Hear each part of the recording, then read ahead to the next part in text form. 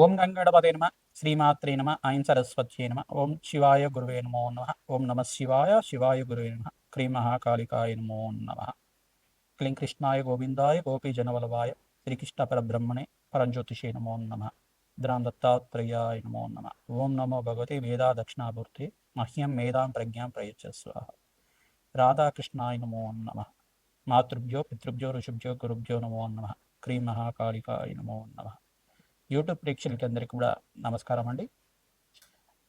ప్రధానంగా గోచారరీత్యా గ్రహాల యొక్క స్థితిగతి కలియిక మాస ఫలితాలంతా కూడా చెప్పడం జరుగుతుంది. నేను పాలపర్తి గురునాథ శర్మ, జ్యోతిష సిద్ధాంతిని, వాస్తు సిద్ధాంతిని.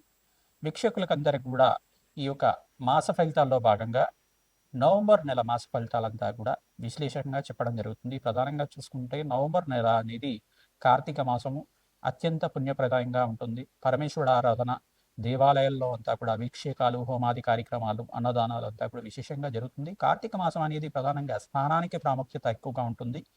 కార్తీక మాసంలో విశేషమైన మంత్రస్నానము, ఈ యొక్క సిద్ధ స్నానం అంతా కూడా ఆచరించడం వల్ల, నది స్నానం చేయడం వల్ల, సముద్ర స్నానం చేయడం వల్ల కోటి యజ్ఞాల ఫలితం కలుగుతుంది, అష్టేశ్వర ప్రాప్తి కలుగుతుంది. ప్రధానంగా కార్తీక మాసంలో అందరు కూడా భక్తులంతా కూడా ఈ యొక్క దీప అలంకరణ చేయడం కానీ చేస్తూ ఉంటారు. ప్రధానంగా దేవాలయ ప్రాంగణంలో కానీ ఈ యొక్క లక్షవత్తి విధానంగా అయినా కానీ ప్రధానంగా చూసుకుంటే ఎవరైతే కనుక దేవాలయ ప్రాంగణంలో ఈ యొక్క అఖండ దీపారాధన చేస్తూ ఉంటారు, మరియు ఇక్కడ కార్తీక మాసం ప్రారంభం అంతా కూడా జరగడం వల్ల అత్యంత శుభప్రదంగా ఉంటుంది. పరమేశ్వరుడి యొక్క నామస్మరణ వల్ల అఖండ పుణ్యప్రాప్తి కలుగుతుంది. ప్రధానంగా ఓం నమ శివాయ, శివాయ గురువే నమ, ఓం నమ శివాయ, శివాయ గురువే నమ ఈ నామాన్ని ప్రతినిత్యం కూడా జపం చేయడం వల్ల పరమేశ్వరుడు గురుస్వరూపంగా ఉంటారు కావున గురు కటాక్షం లభిస్తుంది, మోక్ష ప్రాప్తి లభిస్తుంది, అపముచ్చ దోష నివారణ కలుగుతుంది. ఈ యొక్క పంచాక్షి నామజపాన్ని ఆచరించడం వల్ల భక్తులకంతా కూడా అష్టేశ్వర ప్రాప్తి కలుగుతుంది, జీవన్ముక్తి కలుగుతుంది, మోక్ష సిద్ధి కలుగుతుంది అని చెప్పేసి కైలాస ప్రాప్తి కలుగుతుందని మనకి ఈ యొక్క కార్తీక పురాణ ఇతిహాసం అంతా కూడా చెప్పడం జరుగుతుంది. మాస ఫలితాల్లో భాగంగా చూసుకుంటే కార్తీక మాసం అనేది శ్రేష్టమైన మాసంగా, పుణ్యప్రదమైన మాసంగా, శివకేశులకి ఇద్దరికి కూడా ప్రీతికరమైన మాసంగా చెప్పడం జరుగుతుంది. కృత్తిక నక్షత్రం అనేది పౌర్ణమి వేళలో సంభవిస్తుంది కావున ఇది కార్తీక మాసం అని చెప్పేసి అంటూ ఉంటారు. ప్రధానంగా కృత్తిక నక్షత్రంలో పౌర్ణమిని సంభవించినప్పుడు కార్తీక మాసం అనేది వస్తూ ఉంటుంది. ప్రధానంగా ఎవరైతే కనుక ఈ కార్తీక మాసంలో విశేషంగా స్వల్ప మాత్రం చేతనే భక్తిగా, శ్రద్ధగా పరమేశ్వరుడు ఆరాధన భక్తిగా చేస్తే మీకంతా కూడా మోక్ష ప్రాప్తి లభిస్తుంది, కుబేరత్వం లభిస్తుంది, అష్టేశ్వర ప్రాప్తి కలుగుతుంది, పుత్ర పౌత్రాది సమృద్ధి కలుగుతుంది, జన్మ జన్మాంతరమైన మహాపాతకాలంతా కూడా పోతాయి. జ్ఞాత జ్ఞాత కృతా మహాపాతక దోష నివారణార్థం పరమేశ్వర పూజ అని కరిష్యేత్. ఎప్పుడైనా కానీ పూర్వజన్మలో చేసుకున్న పాపాలు కానీ ఇహ జన్మలో చేసుకున్న పాపాలు కానీ పోవాలంటే పరమేశ్వరుడు ఆరాధన శ్రేష్టంగా చేసుకోవాలి. ప్రధానంగా దేవాలయ ప్రాంగణంలో చెరుకు రసంతోటి మరియు మారేడు పత్రితోటి ఈ యొక్క లక్షపత్రి పూజ ఆచరించడం కానీ, చెరుకు రసంతో అభిషేకం చేసుకోవడం కానీ, తేనెతో అభిషేకం చేసుకోవడం కానీ, నారికెల జలంతో అభిషేకం చేసుకోవడం కానీ, వట్టివేరు అనేది ఉంటుంది, వట్టివేరు ద్రవ్యంతో స్వామివారికి అంతా కూడా అలంకరణ చేయడం, ఆ వట్టివేరునంతా కూడా చల్లగా ఉండేటట్టు చేయడం కానీ చేస్తూ ఉండడం వల్ల పరమేశ్వర అనుగ్రహం వల్ల మీకంతా కూడా పుత్ర పౌత్రాది సమృద్ధిమే పరమేశ్వరాయ నమో నమః. పుత్ర పౌత్రాది సమృద్ధి కలుగుతుంది, అష్టేశ్వర ప్రాప్తి కలుగుతుంది. పుత్రాన్ పౌత్రాన్ అపౌత్రాన్ దైహిమే పరమేశ్వరాయ నమో నమః అనేది ప్రధానంగా చూసుకుంటే ఈ యొక్క కార్తీక పురాణంలో ఇతిహాసంలో భాగంగా మీకంతా కూడా అష్టేశ్వర ప్రాప్తి కలుగుతుంది. కార్తీక మాసంలో ఎవరైతే కనుక పరమేశ్వర ఆరాధన మరియు మాధవుడి యొక్క ఆరాధన, మహావిష్ణువు ఆరాధన విశేషంగా చేస్తూ ఉంటారు, శివకేశుల ఆరాధన చేసుకోవడం వల్ల అష్టేశ్వర ప్రాప్తి కలుగుతుంది, పుత్ర పౌత్రాది సమృద్ధి కలుగుతుంది. ఇక్కడ శివాలయంలో ఏమో ప్రధానంగా చూసుకుంటే విష్ణు నామస్మరణ చేయమంటారు.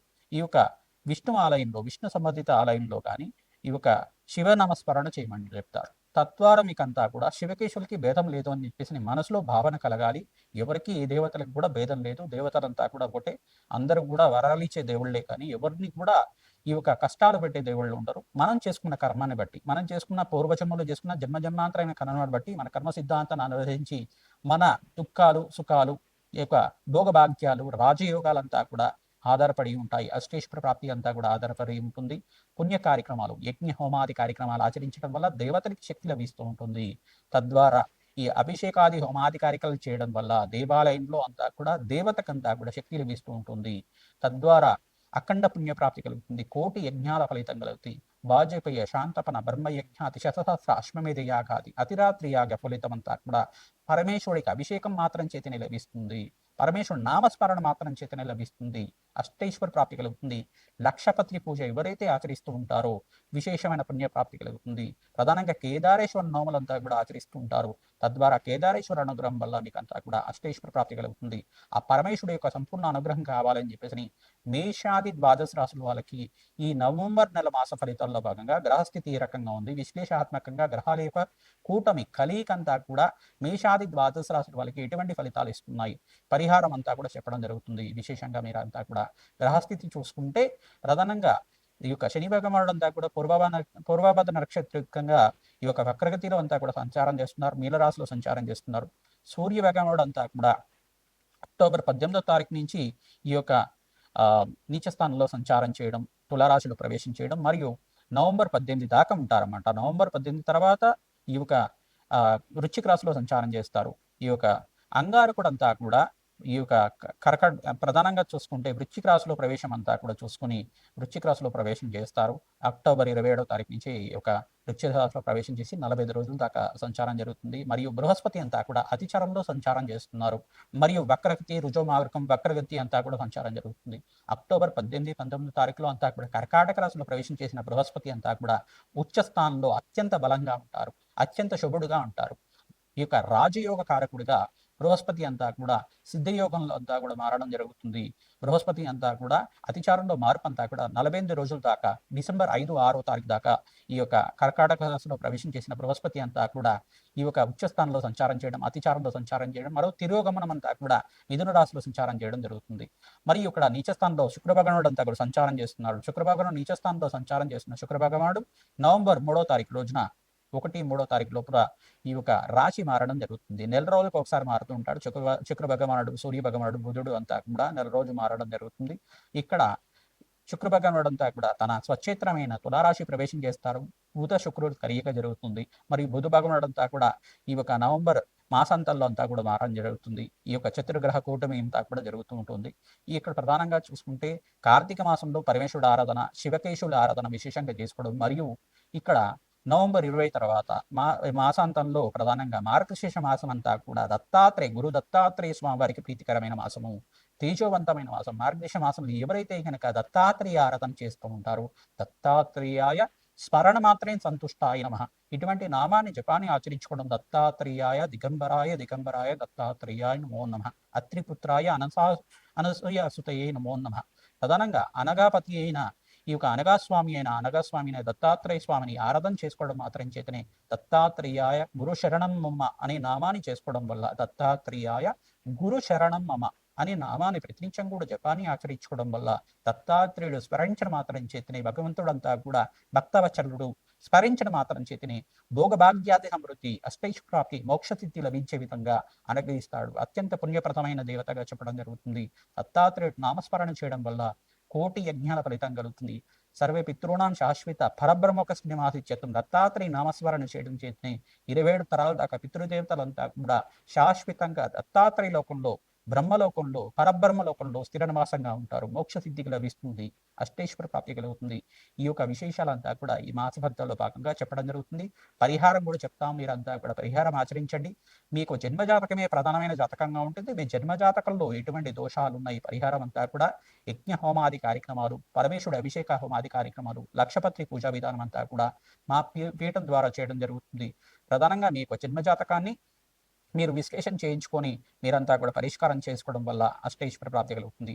ప్రతి పౌర్ణమికి, అమావాస్యకి అంతా కూడా విశేష హోమాది కార్యక్రమాలు ఆచరిస్తూ ఉంటాం. రాజశ్యామల యజ్ఞాధికరతలు, పరమేశ్వరుడు రుద్రమంత్రాలతోటి ఈ యొక్క అఘోర పాశ్వత హోమాది కార్యక్రమాలు కానీ, ఈ యొక్క మరియు వారాహిదేవి హోమాది కార్యక్రమాలు కానీ, లక్ష్మీ కుబేర శాంతి హోమాది కార్యక్రమాలు కానీ, ప్రత్యంగరాదేవి హోమాది కార్యక్రమాలు కానీ, విశేషమైన హోమాలంతా కూడా ఆచరించి జన్మజాతకంలో ఉండే గ్రహదోషాలకి నివారణ చేయడం జరుగుతుంది. ఆర్థిక సమస్యలు కానీ, మీకు ఇక కుటుంబ సమస్యలు కానీ, వివాహ యోగం కోసమైనా కానీ ఎటువంటి ప్రశ్నలకంతా కూడా పరిష్కారం చెప్పడం జరుగుతుంది. సంప్రదించండి. తద్వారా మీరంతా కూడా అపాయింట్మెంట్ తీసుకొని జాతకం విశ్లేషణ చేసుకున్న తర్వాత ఈ పరిహారం చేయించడం వల్ల అష్టైశ్వర ప్రాప్తి కలుగుతుంది, అనంత పుణ్య ప్రాప్తి కలుగుతుంది, ఆనందమైన జీవితం జీవించడానికి ఆస్కారం ఉంటుంది. మకర రాశి జాతకులకి విశేష పుణ్యయోగం సిద్ధిస్తుంది. నవంబర్ నెల మాస ఫలితాల్లో భాగంగా మకర రాశి జాతకులకి ప్రధానంగా 7వ స్థానంలో బృహస్పతి అంతా కూడా అతిచారంలో, ఉచ్చ స్థానంలో మార్పు అంతా కూడా రాజయోగ కారణమవుతుంది. 48 రోజుల దాకా డిసెంబర్ 6వ తారీఖు దాకా కర్కాటక రాశిలో ప్రవేశం చేస్తున్నారు. ఈ యొక్క నవంబర్ నెల మాసపర్థంలో భాగంగా మీకంతా కూడా రాజయోగ కారణంగా బృహస్పతి మార్పు వల్ల అష్టేశ్వర ప్రాప్తి కలుగుతుంది.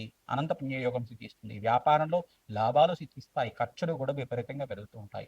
ఎందుకంటే ఇక్కడ శని భగవానుడు అంతా కూడా ద్వితీయ స్థానంలో సంచారం చేయడం మరియు ఇక్కడ మిశ్రమైన ఫలితాలు ఇస్తూ ఉండడం అనేది జరుగుతూ ఉంటుంది. రాశ్యాధిపతి ఎప్పుడైనా ద్వితీయ స్థానంలో సంచారం చేస్తూ ఉంటారు. అదే మిత్రగ్రహం కాకపోతే కొంచెం మిశ్రమైన ఫలితాలు ఇస్తుంటారు. శని భగవానుడికి ప్రీతికరంగా జప హోమాది కార్యక్రమాలు, రాహుకి ప్రీతికరంగా అమ్మవారి ఆరాధన, కట్మాల స్తోత్ర పట్టణం చేసుకోవడం, కార్తీక మాసంలో విశేషంగా పసుపుతో అభిషేకాన్ని ఆచరించడం, అన్నదానం చేయించడం వల్ల, అన్నాభిషేకాన్ని కూడా పరమేశ్వరుడికి చేయించడం వల్ల, ద్రాక్షరసంతో, నారికేల జలంతో, గంధోదకంతో, గంగాజలంతో మరియు సుగంధ ద్రవ్యాలతోటి పరమేశ్వరుడికి అంతా కూడా ప్రీతికరంగా అభిషేకాలు ప్రదోష కాలంలో చేయించుకోవడం వల్ల రాజయోగ కారణమవుతుంది.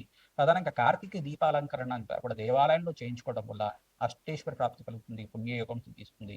ప్రత్యేకించి కూడా కార్తీక మాసంలో కార్తీక పురాణం అంతా కూడా ఇక పట్నం చేయండి. పుణ్యయోగం సిద్ధిస్తుంది. పరమేశ్వరుడు నామస్మరణ మాత్రం చేతిని మోక్ష సిద్ధి లభిస్తుంది. కావున ఓం నమ శివాయ, శివాయ గురువే నమః నామాన్ని జపాన్ని ఆచరించండి. ఓం అరుణాచలేశ్వరాయ నమః నామాన్ని జపాన్ని ఆచరించడం వల్ల కోటి యజ్ఞ ఫలితం కలుగుతుంది. ఓం నమ శివాయ, ఓం నమ శివాయ, ఓం నమ శివాయ, ఓం నమ శివాయ, ఓం నమ శివాయ. పంచాక్షరి జపాన్ని ప్రతినిత్యం కూడా జపాన్ని ఆచరించడం వల్ల పుణ్యయోగం సిద్ధిస్తుంది. అపముచ్చు దోష నివారణ కోసం మరంతా కూడా అఘోర పాశుపత హోమం, మృత్యుంజయ హోమాది కార్యక్రమాలు ఆచరించుకోవడం వల్ల పుణ్యయోగం సిద్ధిస్తుంది. భస్మాభిషేకం విశేషంగా చేయాలి.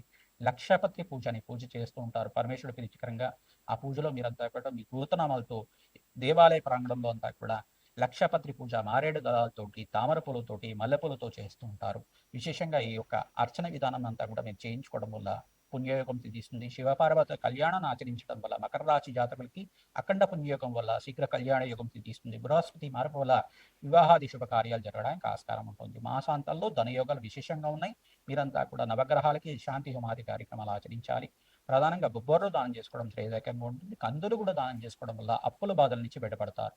శ్రీమాత్రి.